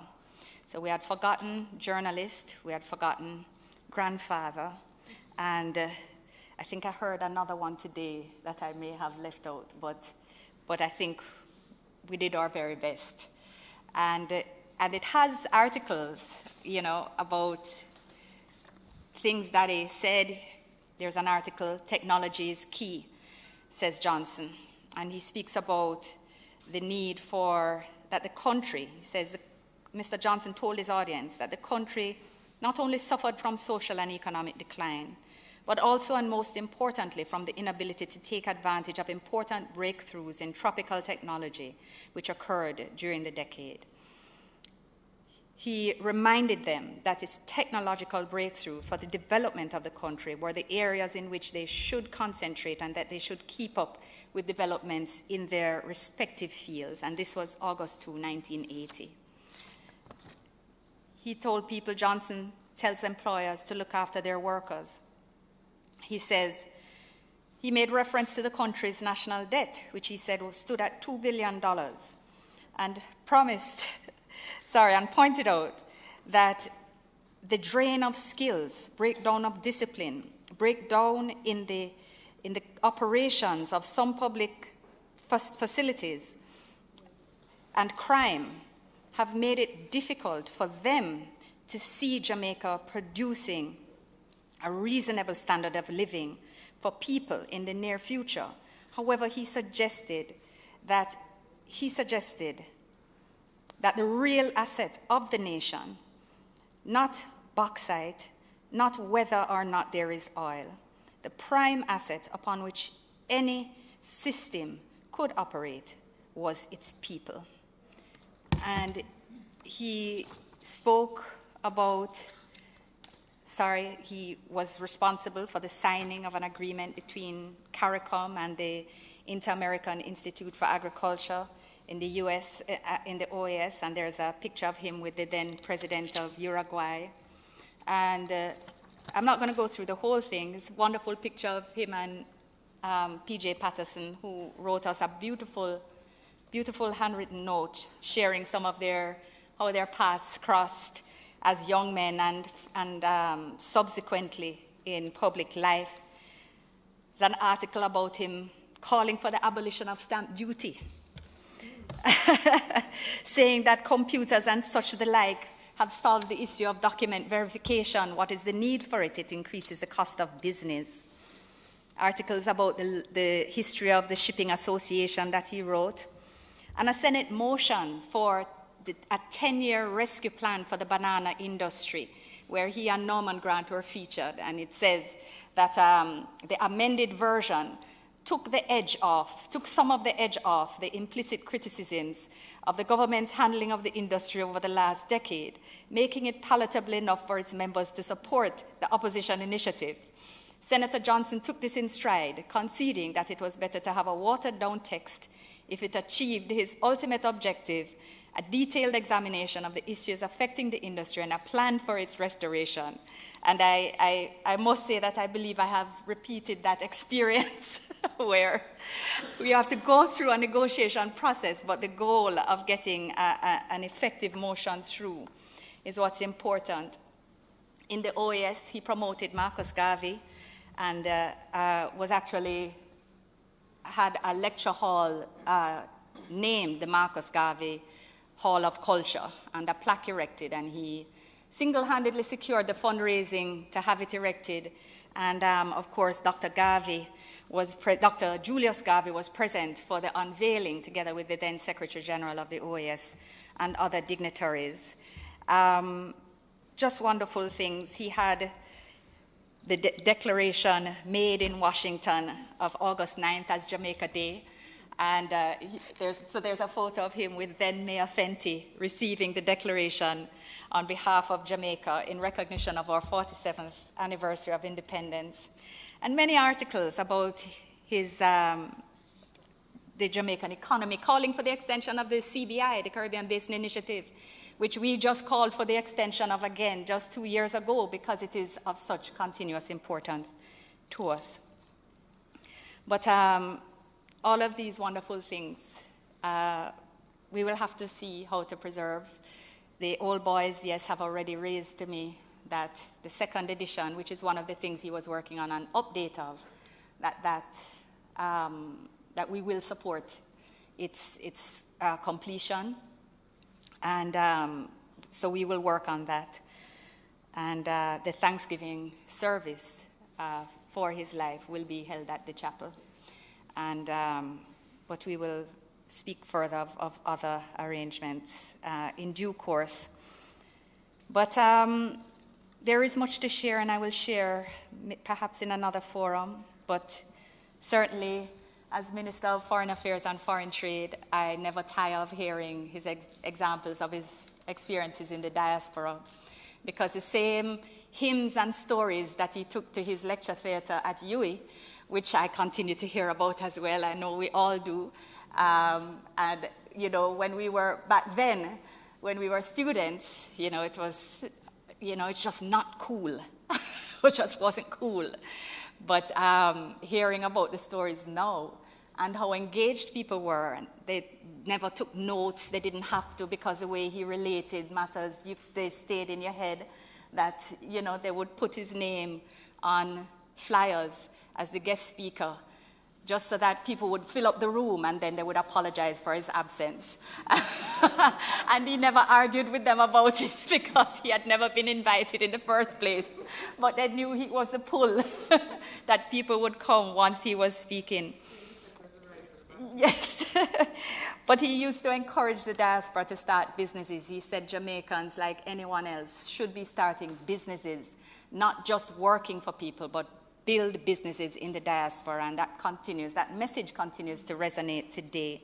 The ideas of the patties, we now do see patties in Miami International Airport, and the thinking was that patties like pizza could be everywhere. It's an easy snack, it's delicious, and why couldn't we push it with brand Jamaica? And that is something that still needs to be. celebration of Jamaican citizenship. There never used to be ceremonies at the missions, the embassies and high commissions for the receipt of Jamaican citizenship when members of the diaspora apply for their passport or apply. And that is now, he instituted that, and that continues. There are many things like that that just give a great sense of pride, and not the boastful pride, but the deep, authentic pride to know how much Daddy loved Jamaica, what great ideas he had, how much he attributed to the college. And in fact, I remember I gave a speech once, and I was insistent that I was going to write the speech myself. It was the valedictory speech for Norman Manley Law School, 1999. I'm writing it myself. I'm not asking Daddy for help, ever. Then I read the speech on the day of graduation, and I quoted Homer in it. And Daddy said, why are you going to quote Homer when you could quote Walcott with Omerus? Of which he had a copy, which I dutifully was able to scan and find an appropriate quote, which when I put it in the speech fit perfectly, and fit perfectly also with the guest speaker who preceded me, who was, I can't even remember his name, I've been trying to find it, but he was from an African country, and I'm just blanking on it, and I haven't been able to find it, but it fit perfectly. And afterwards, I was congratulated on delivering what was only acceptable for the offspring of a college man. I said, seriously, no. I don't think I'm even invited to your dinners. But no, it's all attributed. But just to say that with all of the greatness and just sharing that little anecdote, at the end of the day, Daddy was Daddy, and he loved us. We loved him. He and Mommy worked hard to create a supportive home for all of us, and to provide a good example as to how best to live a life of service beyond self. And so we give thanks again for every kind word that has been shared, and every story and recollection that has been shared. We appreciate it deeply. And Mr. President, I thank you for your indulgence in the time. I recognize it's been a significant portion of the morning that has been dedicated for this. Just two little phrases that he always shared with me, that I always share with people who have come across my path and whose path I have crossed. And this my staff hears all the time. The reward for work, for good work, is more work. So whenever I would say, that is this thing, the reward for good work is more work. Okay.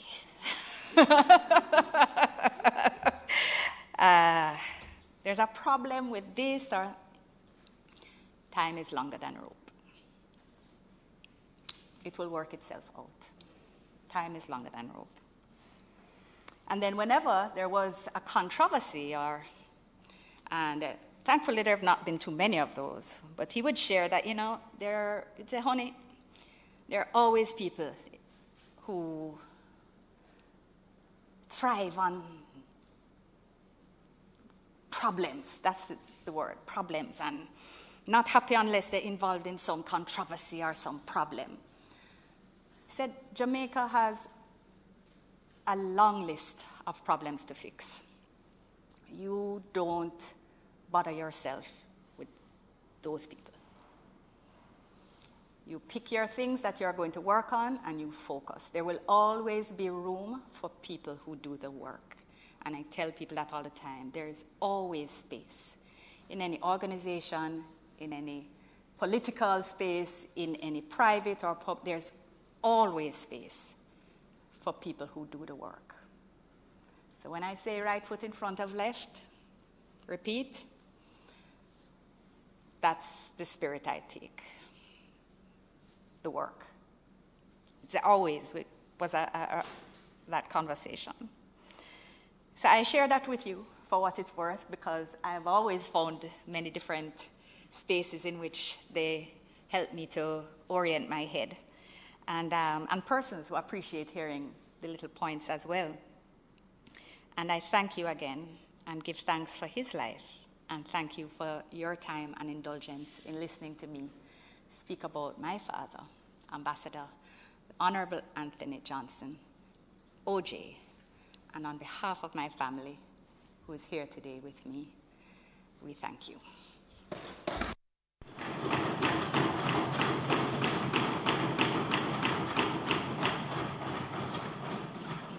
As is the usual custom, I'll ask the Senate to rise for a moment's silent tribute to Senator, Ambassador, the Honorable Anthony Johnson, member of the Order of Jamaica.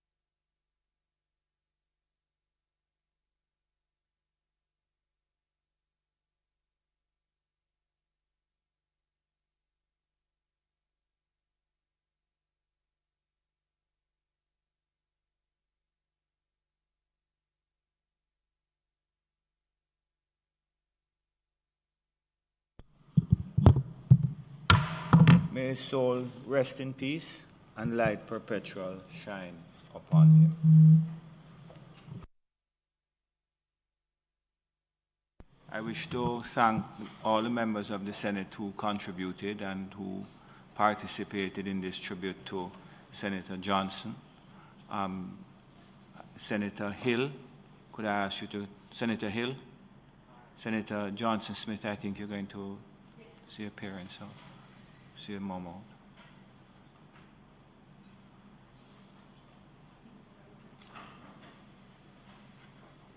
I'm going to ask the clerk to write accordingly to Mrs. Johnson and the family, and to provide her and the family with a copy of the Hansard report of the morning, the proceedings this morning. Statements by ministers. Announcements. Laid on the table of the Senate today are the following. Annual report of the Runaway Bay Water Company Limited for the year 2013-2014.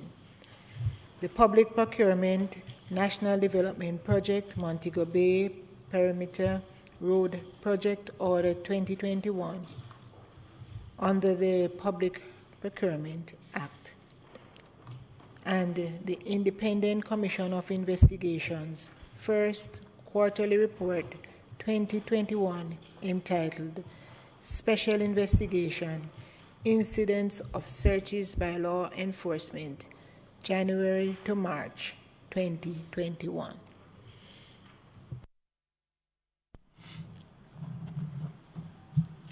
Thank you, Madam Clerk. Bills brought from the Honorable House of Representatives.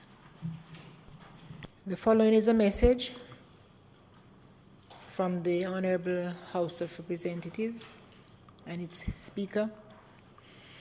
To the Honorable Senate, I have the honor to advise the Honorable Senate that on the 5th day of May 2021, a bill entitled An Act to Amend the National Insurance Act to increase the contributions paid to the National Insurance Scheme and increase the benefits payable under the National Insurance Scheme, to validate and confirm the payment of certain benefits made in good faith by persons acting on behalf of the National Insurance Fund, and the collection of contribution done in good faith, and to indemnify certain persons in respect of those payments and contributions, and for connected matters, was passed in the House of Representatives.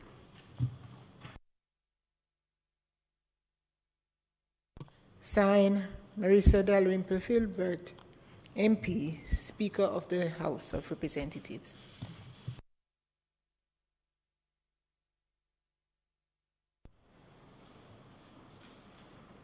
Mr. President, I signify my willingness to take charge of the bill. A bill shortly entitled the National Insurance Validation, Indemnification and Amendment Act 2021, read a first time.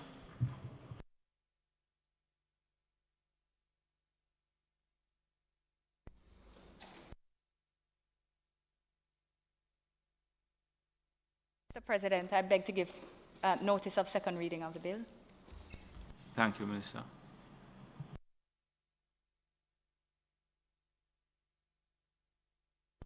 Petitions, papers, reports from committees, notices of motions given orally, questions and answers to questions, motions that may be made at the commencement of public business requiring notice, motions relating to the sitting of the Senate, motions for leave to introduce bills, the presentation of bills without the leave of the Senate first obtained, public business. Mr. President, it is intended today to proceed with the item numbered 1 on private members' motion on the order paper, and it is a motion, notice of which was given on the 23rd of April by Senator Sinclair. Thank you, Minister. Senator Sinclair.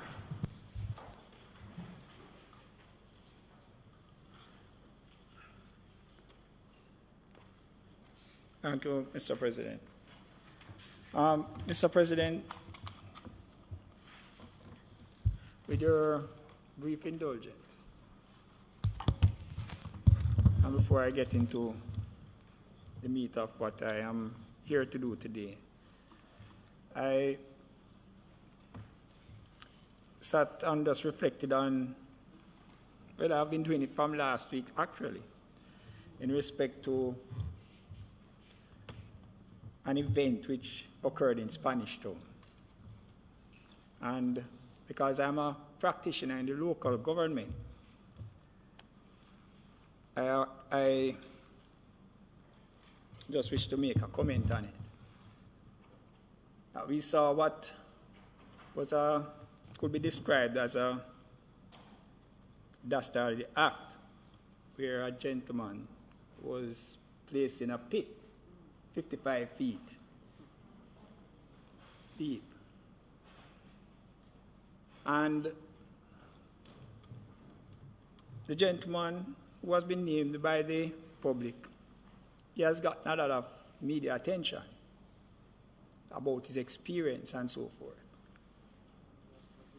But there are some persons who participated in what we saw last week, Sunday, that not much have been spoken about them. The first responders, the police who was able to get to the location, and they called in members of the fire brigade, and 17 of them turned up at the location. And from the videos that were circulated across social media, on mainstream media, with how they operated and how one particular, and I suspect strongly, he's the newest of the firefighters. Because when he came back up, someone said to him, "Young boy, how you feeling?" And I said, "You are the youngest of the group. But the pit in which this firefighter went into, 55 feet deep, with what did not appear to have supporting mechanisms at the side, in rescue of a Jamaican citizen.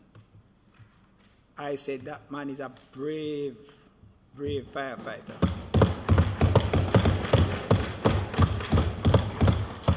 And you know, we don't recognize many of our firefighters, Mr. President, until something happens where there's a fire, and they are the persons who come and rush into a burning building, and in this case, into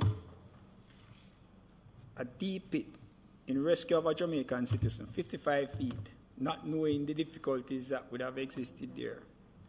And I just want to stand here as a practitioner in local government, because we participate with the fire brigade on a regular basis. They are part of the Ministry of Local Government. And to commend the young firefighter, Mr. Dennis Taylor, for his bravery on that particular day. It's a discussion that I have had with my colleague, Senator Delroy Williams, Mayor of the City of Kingston, and others who practice in local government. And the commendation is coming from everyone. Thank you, Mr. President. Mr. President, the Standing Orders Committee of this Honorable Senate, under your chairmanship, has been undertaking a comprehensive review of the standing orders of the Senate. Simply put, the standing orders are the rules that govern the proceedings, actions, and conduct of members in this noble chamber. The significance of the standing orders is noted as it is referenced generally in the Constitution of Jamaica. Mr. President, one of the measures of the responsibility of a body or group is that it can set its own rules by which its proceedings and conduct of its members are governed.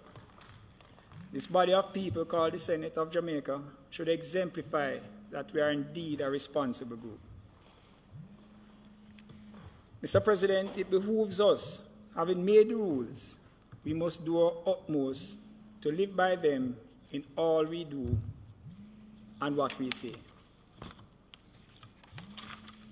Mr. President, the standing orders by which we operate were first adopted in 1964 and were amended over several years, in different years, 1986, 1988, 1999, 2001, 2013, and 2020. In 2020, Mr. President, the previous Standing Orders Committee, under your guidance, commenced a review of the standing orders. The work done by that committee was adopted by the current committee. It should be pointed out that the members of the current committee generally are the same, with new additions as those of the previous committee. In April of 2020, the Senate accepted and confirmed a recommendation from the committee in circumstances of the COVID-19 pandemic, which facilitated committee meetings of this Senate to be conducted virtually using information and communication technologies, ICT. So, President, the Standing Orders Committee has conducted several of its meetings virtually, and the comments from members confirm that it proved efficient. Meetings started on time and were no less productive than when held face-to-face. Mr. President, since then, several committees, including joint select committees, have followed suit in having meetings using ICT. The Standing Orders Committee of the Senate has reviewed the possibility of the whole Senate holding its meetings aided by the use of information communication technologies. In doing so, the current standing orders and relevant constitutional provisions were carefully examined. The committee sought and obtained guidance and legal opinion of the Attorney General's chambers, hereinafter called the chambers, in that regard. Mr. President, the committee places on record our gratitude to the chambers, which provided us with a comprehensive legal opinion citing relevant provisions of the standing orders, the Constitution of Jamaica, and case law. So, President, the opinion provided was accepted and included in our deliberations. The Standing Orders Committee is now recommending to this Senate that the standing orders of the Senate be amended by inserting as Order 82B the following, and I quote, "With the permission of the President and the consent of members present in the chamber, any member may participate in a meeting of the Senate using information and communication technologies, ICT. A member who joins a meeting of the Senate using ICT shall be able to participate in the business of each sitting except to form a quorum, present a bill or a motion, or vote." End of quote.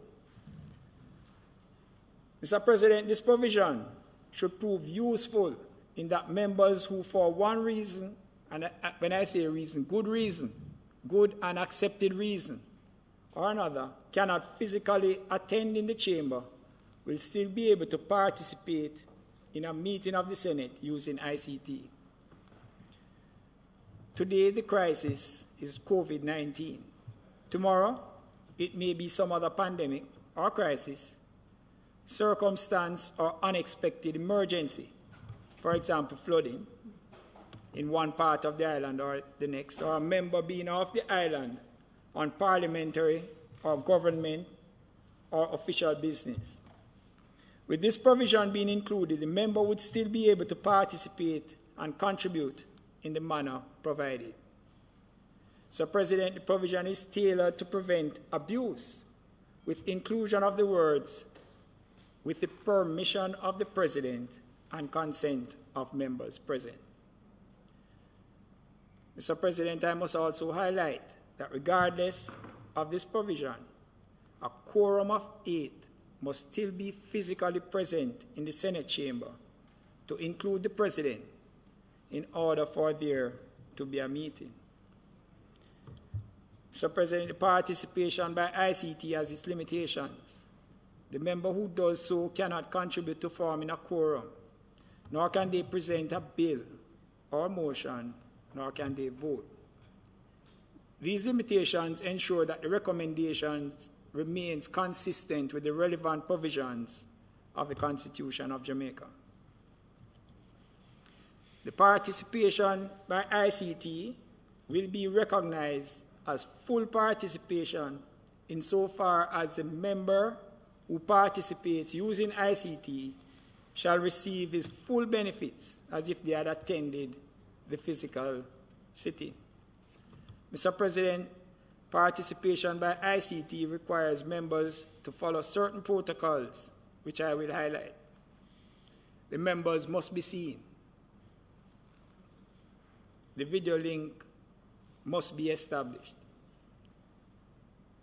The member will be subject to all other rules and customs that are applicable to them as if they were physically present and must so abide. And hence members must be appropriately attired and must be acknowledged by the President before communicating. Members must also ensure that their environment is acceptable and sufficiently sterile in keeping with all expectations of this noble Senate. Mr. President, the work of the Standing Orders Committee continues. There will be several other amendments I anticipate that will be recommended, but it was the view of the committee that this particular recommendation had to be presented now, having regard to the exigencies of the time.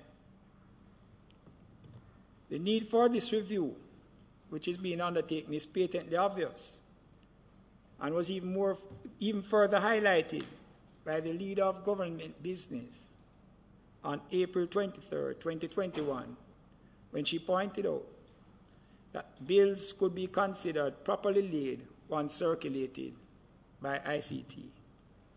Mr. President, I believe the leader's suggestion is worthy of swift consideration by the committee, and in fact, the committee is presently undergoing that consideration, and in its meeting up to this morning, had deliberations and detailed research undertaken by the support staff of Parliament in respect to those deliberations. And so we'll move with alacrity to look on the adjustments that would be needed in the standing orders to accommodate that. The world is moving into the digital age, and we cannot afford to be left behind. In closing, I must extend the committee's appreciation to the Clerk of the Houses of Parliament and her staff for their support and guidance. I also commend all members of the committee who have participated. And just as a side note, we have a little joke in the committee, myself and Senator Scott Motley, because we refer to ourselves as the S's in the committee. And although we sit on opposing sides of the aisle, it seems that our minds are twinned when we are in the committee meetings. You know, the committee members don't know about that, you know. Well, it has been disclosed now. All right? Yes.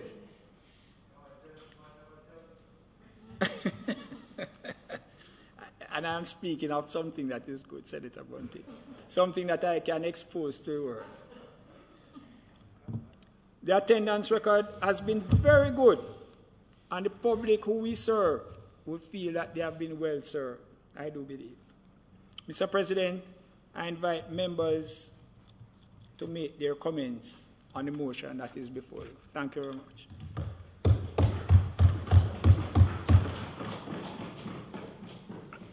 Thank you, Senator Sinclair. Thank you. This is when I was looking for Senator Scott Martin. Senator Bunting.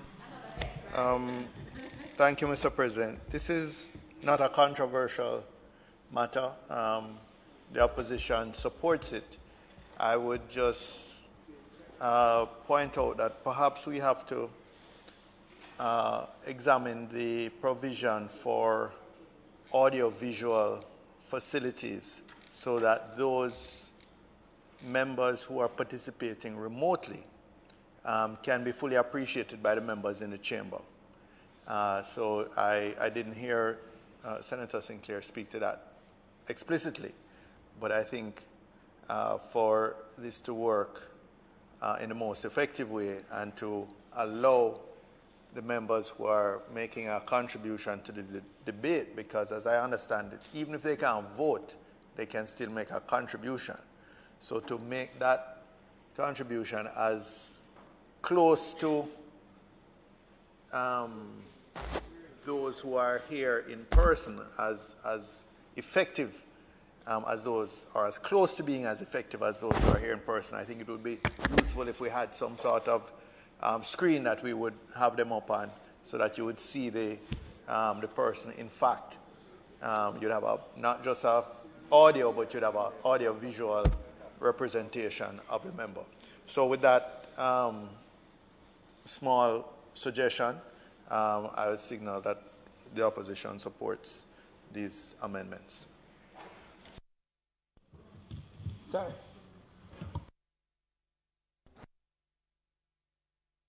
Thank you, Senator Bunting. Senator Golden.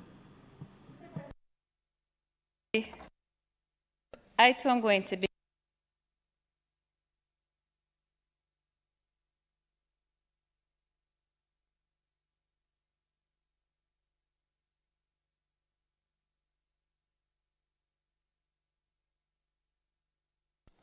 Thank you. Sorry. To have members sit in committees and be able to contribute remotely, the ability to participate, though, without regard for a proffered reason, and I do understand the committee to have been concerned about an abuse of the facility, but you know, I note we are moving in the 21st century into a very remote, active world that gets business done remotely. And I understand the nature of government, and in particular a parliament, where there might be limitations to that. So I don't know if in the future that's something that we will look at as the technology is even more widely used. I had the opportunity yesterday to read to the grade 3 class of the St. Hugh's Preparatory School, and I was invited to do so through a Zoom facility. And I must tell you, Mr. President, I was quite impressed with how these 8-year-olds, 7 and 8-year-olds, operated in this Zoom facility. Not only was I able to engage them with the reading of the story, but I was also interacting with them, asking them questions about the story, and they were responding in a very orderly way, not everybody speaking at the same time. They have, after a year, gotten used to doing the business that they do remotely. And with all the other challenges that it does have, there's a certain amount of efficiency and I think increased productivity that we achieve through remote meetings and remote work. The other aspect of that, Mr. President, and I had this experience in the Joint Select Committee for the Tobacco Control Act recently, where because we were in a remote meeting, I was able to have access to my reference materials through my computer and be able to pull up the UN convention that was related to the bill before the Parliament. And sometimes in the physical location, unless you're going to bring your own device, because to my knowledge that's not provided at the Parliament, you don't have access to those things, or you have to print volumes of paper to be able to have reference materials when you're here. I know my colleague, Senator Longmore, often looks back at me in the sitting when I have my device, because apparently my device keys aren't so quiet. And she finds it a little distracting sometimes. But I'm busy looking and searching for materials relevant to the particular debate that is happening. I just want to say, and the Leader of Opposition Business referenced it, the need in supporting this initiative for us to take a look at the complement of staff in the Parliament that supports the rollout of ICT facilities. I understand that for a long time, there was only one staff member employed who was in charge of IT. I understand that now he's supported by a team of two others. But the point is that they have not just responsibility for the Parliament, but for all the commissions of Parliament and other offices that we may not remember and think about, the public defender, the political ombudsman, etc., leader of opposition, etc. So they are stretched all around. And if we are going to be serious about increasing our productivity through remote meetings and so on to do the work of the people, then I think perhaps we need to really assess whether or not the staff complement that we have here can adequately support that and make the necessary, put the advocacy in the necessary place to see if we can get increased support.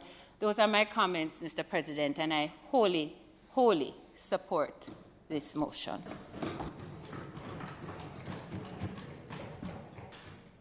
Thank you, Senator Golden. Senator Brown. Thank you, sir. It's nice to see Senator Brian arrive before the meeting is over.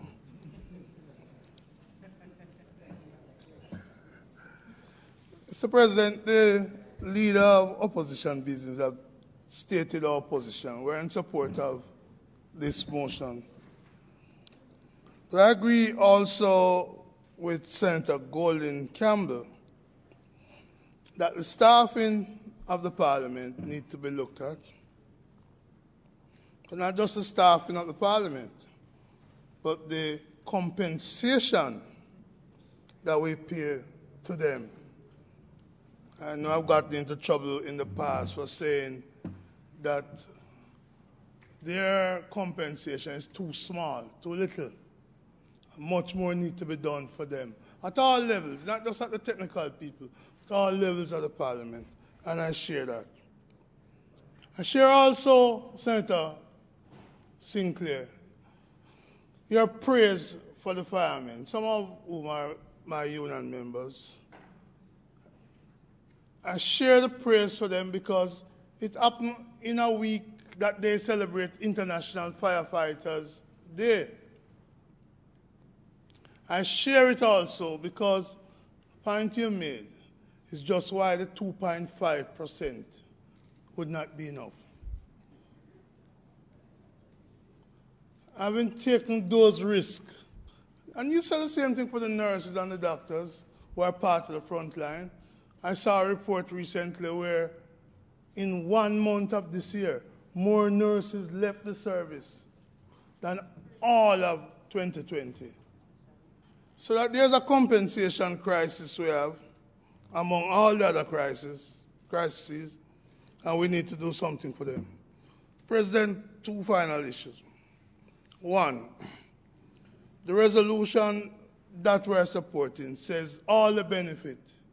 So does that mean we'll go from somebody connecting online?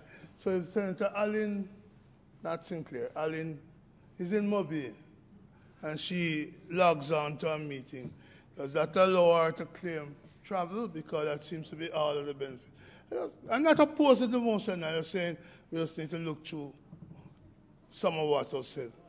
And finally, there was a time, or times, when the parliamentarians received tablets to assist with the work, just at about the time when we moved to freeing up electronic devices in the chamber. I know it happened when Paul Well was at the Ministry of Technology, and it happened when Wheatley was at technology. Technology seems to be changing so rapidly now, and so much problem in the technology ministry. There's another word that starts with C that I don't want to use today, because I know I don't like free speech.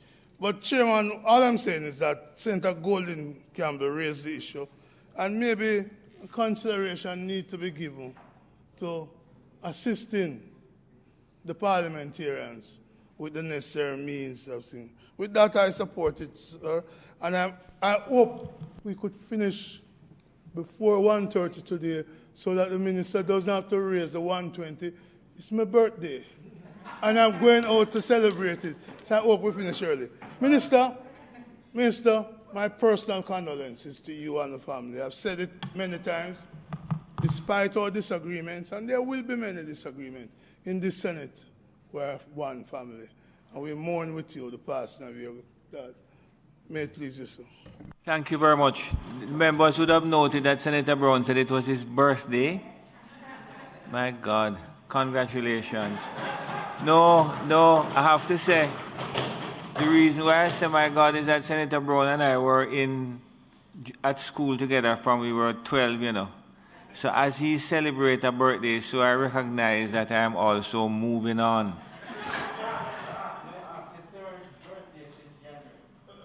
No, I don't think. Senator Brown is a man that only celebrates 1 birthday per year. Senator Sinclair. Thank you, Mr. President. Thank the members for their comments, and I'm certain that they will be looked into and heeded, especially in respect to the upgrade. In respect to the question that Senator Bunting, or the issue Senator Bunting raised about the audiovisual, in fact, we are certain that there is the audio because Senator Knight, when he was here, participated in quite a bit of the committee meetings from his home, having regard to the restrictions certain restrictions that were in place. And he abided by those and remained at home, but participated fully in the meetings. And from what I understand, that there are screens that can be used. But I did make the comment that there are certain protocols which I would have highlighted, and I did highlight, that members must be seen, meaning to say if you're participating, you would require the visual to also be available so that you are, it would be as if you were here, and what the persons who are here are actually seeing you during your presentation. And that is why I also spoke about the fact that their environment should be acceptable, parliamentary. Yes, thank you very much.